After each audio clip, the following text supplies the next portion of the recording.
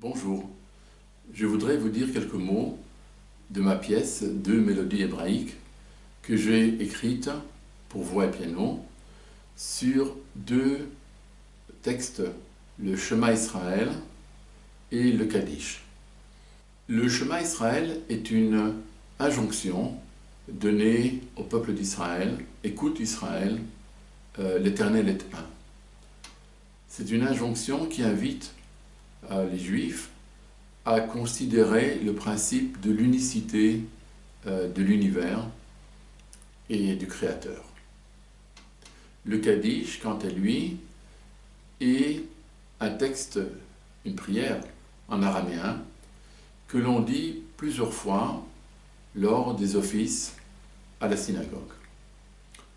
Cette prière est également dite, récitée, lors de la séparation ultime avec un défunt au moment de la mise en terre de ce défunt. Et par ce fait, et à cause de cette tradition, le Kaddish, finalement, a eu cette réputation d'être la prière des morts. Mais rien dans ce Kaddish ne parle de la mort. Le Kaddish est au contraire une glorification de l'Éternel et de sa création. Le processus compositionnel qui m'a guidé est en fait très simple. C'est surtout le désir que j'ai eu pendant des années d'écrire de la musique sur ces deux textes fondamentaux de la religion juive. Mais en fait, je n'ai pas été guidé par une idée mélodique ou une idée harmonique pour la composition, mais plutôt par ce désir ardent de faire cet acte musical, de mettre en musique ces très très belles paroles de ces prières. Le résultat, c'est que le Shema Israël est une musique en récitatif.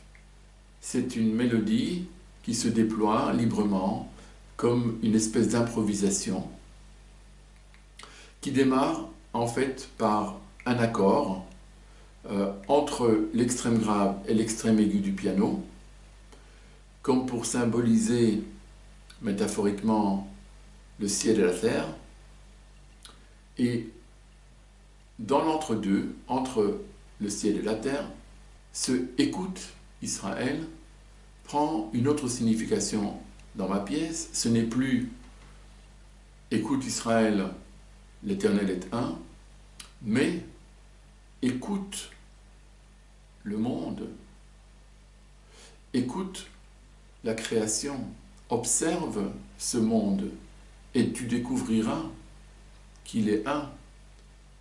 Tu découvriras le principe de son unité. » Donc c'est une invitation à l'exploration plus qu'une injonction philosophique d'accepter cette unité de la création. Le Kaddish est construit sur une musique plus rythmée, lente, mais plus régulièrement rythmée, et surtout le piano propose un mouvement continuel. Il y a un air de gravité et de solennité qui se dégage d'un accompagnement construit surtout sur des cartes justes, une succession de cartes justes. Donc il y a un aspect un peu austère, il y a un aspect un petit peu antique,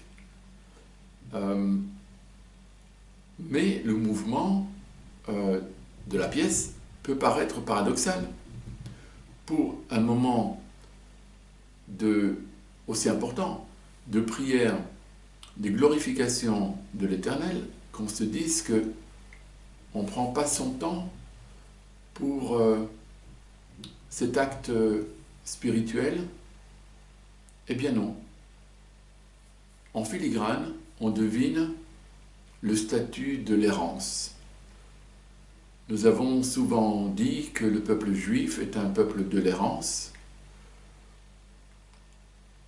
de la Mésopotamie en Canaan, de Canaan à l'Égypte, de l'Égypte retour en Canaan, et puis une fois le royaume d'Israël établi, la diaspora, après la destruction du deuxième temple, et puis dans la diaspora, les persécutions, les pogroms, les mouvements continuels pour tâcher d'éviter ces malheurs, essayer de se créer une meilleure vie ailleurs.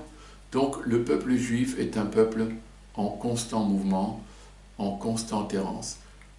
Et même dans cet acte philosophique de questionnement qu'est le Kaddish, cette récitation de cette prière de glorification à l'Éternel, on l'a fait en mouvement.